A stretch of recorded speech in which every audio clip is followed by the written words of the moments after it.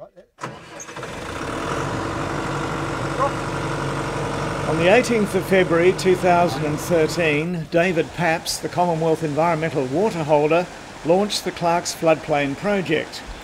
100 megalitres of Commonwealth environmental water will be delivered to the floodplain to help redress the loss of habitat and re-establish stands of black box trees. It's a first of its kind agreement with a non-government organisation. The Nature Foundation of South Australia has been entrusted with 50 gigalitres of water over 5 years to help rehabilitate River Murray wetlands and floodplains. It's a genuine and great pleasure to be here.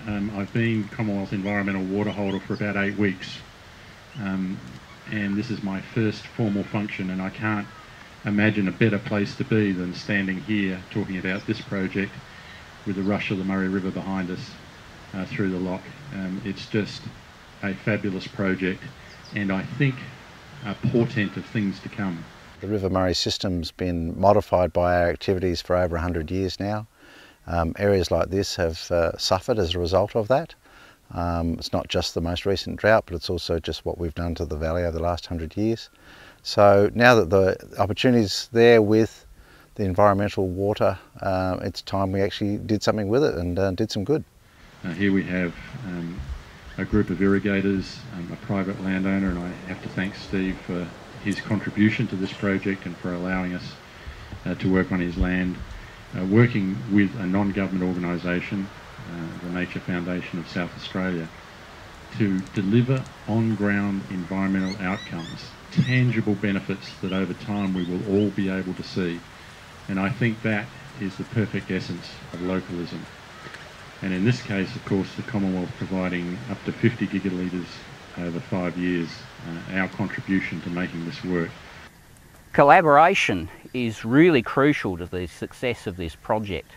The project is led by the Nature Foundation through its Water for Nature program.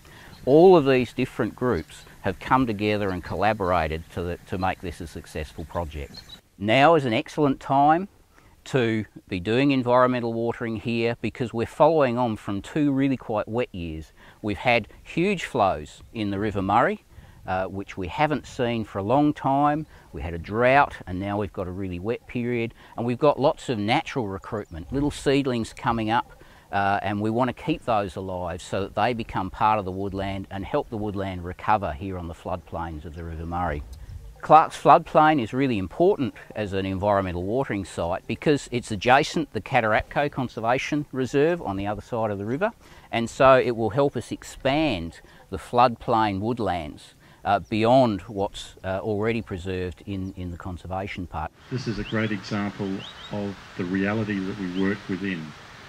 My job is about protecting and restoring the environmental assets of the Murray-Darling Basin, but it's doing so in the context of a working river and of regional communities that depend on this river for their livelihood. And it strikes me as a great example of how we can demonstrate that those things work beautifully together, particularly in this case where we've got local landholders, local irrigators and the local community so committed to making this project work. And I think, again, that is going to be a feature of the work that we hope to do all the way through the basin.